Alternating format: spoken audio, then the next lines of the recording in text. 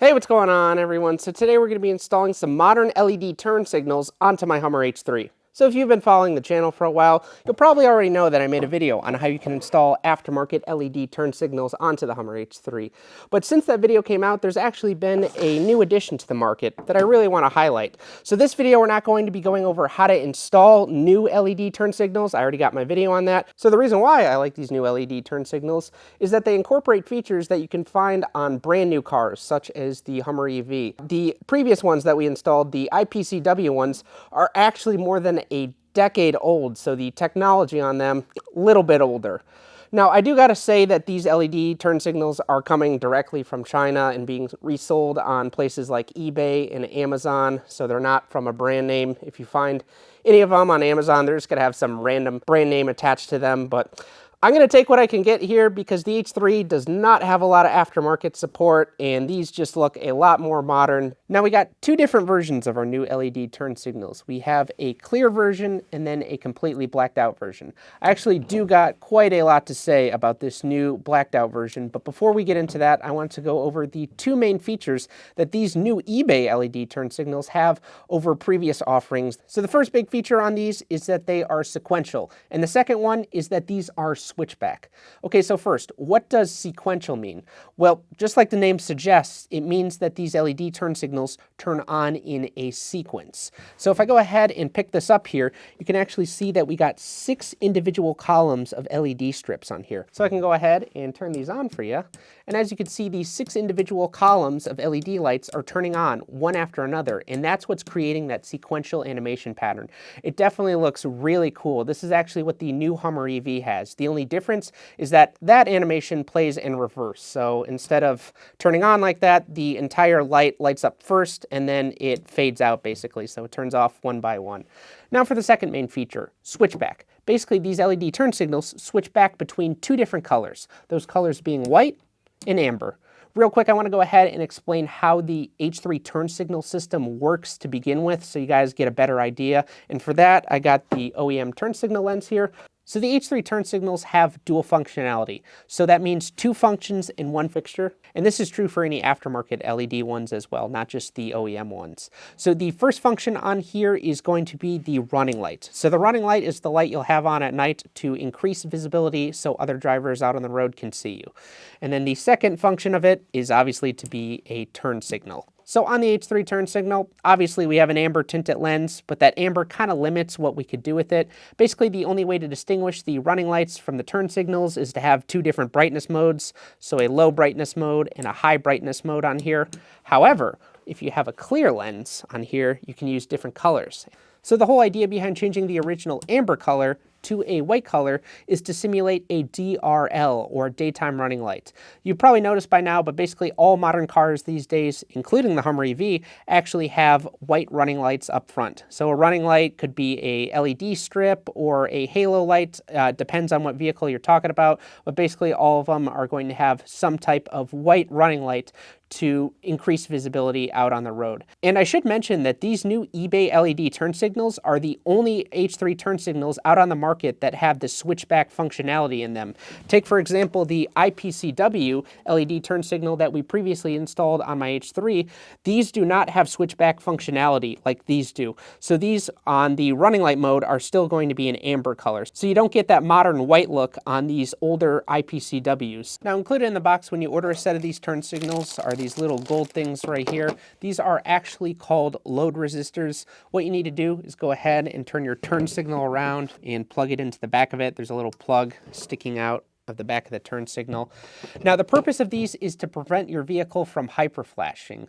That's when your turn signals actually blink faster than normal because the computer thinks that there is a bulb out. The reason why it thinks that is because you're using LEDs now. When the vehicle was originally designed for an incandescent bulb, LEDs use less power, incandescents use more power, so the computer thinks that the bulb is out when it's not. So basically, by plugging these in, these will consume additional power and won't trip your computer into thinking there's a bulb out, so so everything will work as normal. Now, one important thing to note is that you need to mount this load resistor on a metal surface. Do not put it on any type of plastic because this load resistor gets so hot that it will melt through plastic. So, all right, so now I want to circle back, talk a little bit more about the blacked out turn signal. Honestly, I don't think you guys should use this one. The tint on it is just way too dark. Now, just for comparison, here we have the IPCW one. This one is not the same as these, but look at this. This is smoked out, and this is blacked out. I would want a smoked out one, not a completely blacked out one. So if you really love the smoked out look, go ahead, buy the clear turn signal and put your own film tint on it. You can get something between 30 to 50%. You'll get that smoked look, but you'll still have good light output. So I was actually pretty curious to see how much light output you lose by going with the blacked out version versus the clear. So I went ahead and grabbed my lux meter and tested these. It turns out you lose about 95% of your brightness with the blacked out version. That is terrible. So just as a joke, I went ahead and grabbed my lux meter and tested which one is brighter, a lighter or this turn signal. And it turns out they're actually literally about the same. So this brightness is about the same as this. So yeah, I would probably go ahead and pass on these. Now, to be honest, I'm not really much of a fan of the smoked or clear turn signals. I kind of like to be contrarian when I'm installing parts and whatnot. So what I'm going to do instead is install some amber tinted film. Now, I know when I go to add this on, I'm going to lose out on the white DRL feature. So the white DRL is just going to be more of a yellow color, and then the turn signal is going to be a deeper amber color. So the amber tint color, just kind of my personal preference.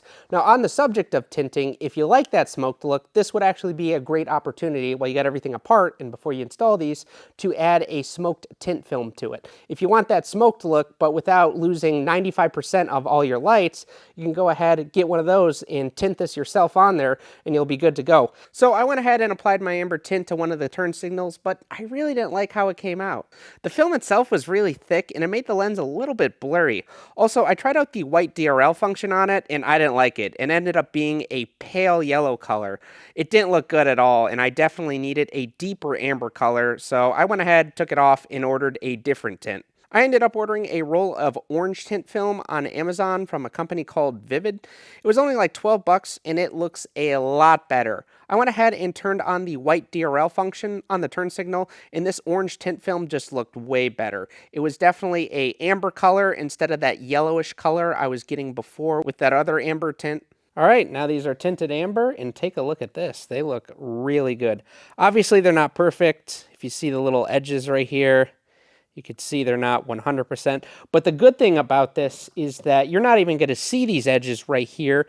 The grill itself actually covers the corners of the turn signals, so you're not likely to see any mistakes you made, like creases or cuts, anything like that. Now, since I already made a tutorial showing you how to install new LED turn signals, just go ahead and refer to that video, and then I'll just take this apart myself, and then we'll go from there. So now I got the headlight assemblies free, so I can go ahead and swap the turn signals. But before I do that, I'm going to go ahead and install the load resistor. If you remember from earlier, we have to install this load resistor to prevent the H3 from flashing really fast, thinking there's a bulb out. So as I said before, we do have to mount this on a metal surface.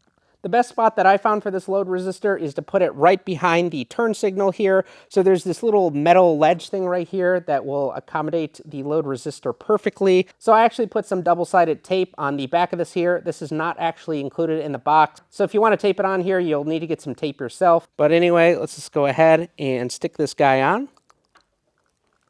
Just like that. The length of wire is a little bit short, so when you go to plug it in, it will be a little bit tight, so you'll have to do it as you're putting in the turn signal. All right, let's get out this old turn signal.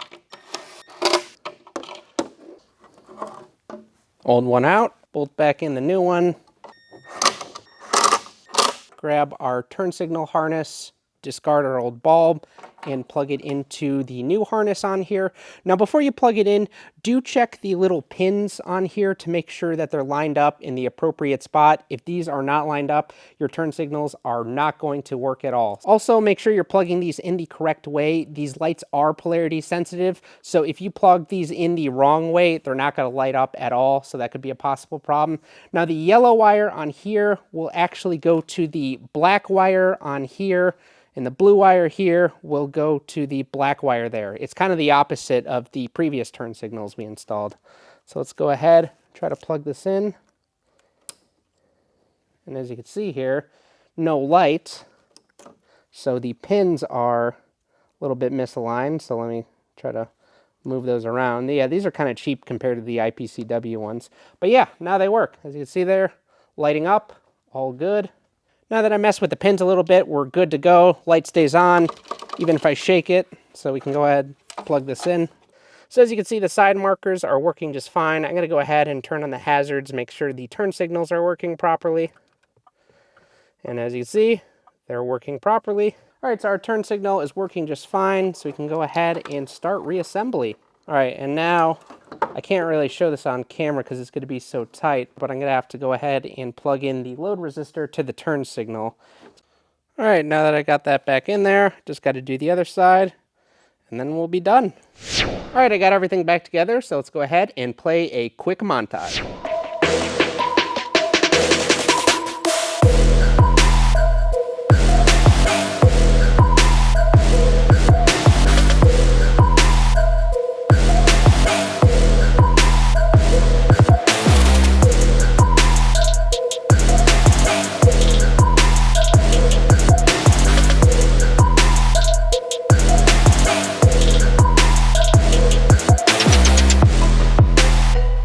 All right, now you got an idea of what the ambers look like. Now, I do got a friend that actually took my advice, bought the clear version, and added some smoke tint film himself, and they look amazing. So I actually got some video footage of that, so let me go ahead and play that, because I'm guessing a lot of you out there are going to be far more interested in those than these ambers.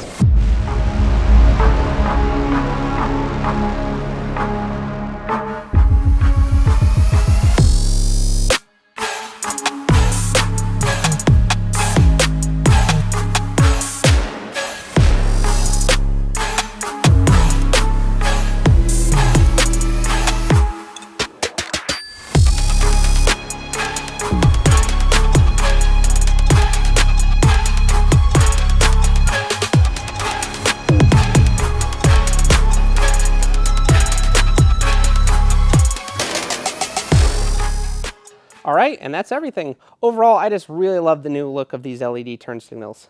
Now guys, the H3, it's starting to get a little bit older. The body itself still looks pretty modern by today's standards. However, some of the original equipment on here, like the headlights, the turn signals, the radio, all of that stuff is definitely outdated. Now personally, I like keeping up with the times. I like a lot of modern features that you can get on vehicles, just without all the complicated electronic problems that they come with. So within the past 5 to 7 years, sequential LED turn signals have definitely caught on and become mainstream.